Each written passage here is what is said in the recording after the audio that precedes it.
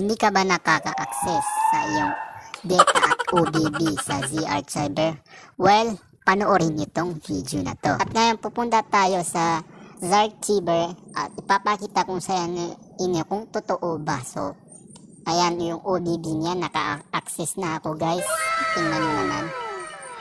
Then sa data, ganun din. So, paano nga ba? So, panoorin nyo lang itong video nyo to hanggang sa matapos. Ang gagawin nyo lang guys ay pumunta lang po tayo sa settings. Then hanapin nyo po yung apps or app management.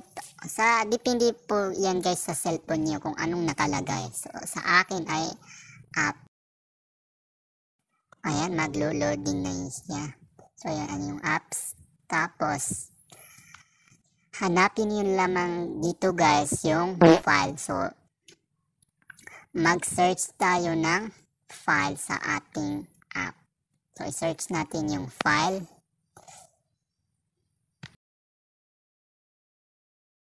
Then i-click muna natin yan. Tapos may makikita kayo guys na 3 dots sa itaas. So sa akin hindi na kasi makita kasi na-uninstall ko na po guys yung update niya guys, yung file niya. So ganun lang po guys kadali. I-click niyo lang po ang 3 dots sa itaas. Tapos may lalabas na uninstall updates. Tapos i-uninstall niyo lang po. So ganun lang po kadali. Huwag niyo lang po kalimutang mag-like, subscribe, and hit the notification bell para lagi kang updated sa mga panibago kong video. So salamat. Bye-bye.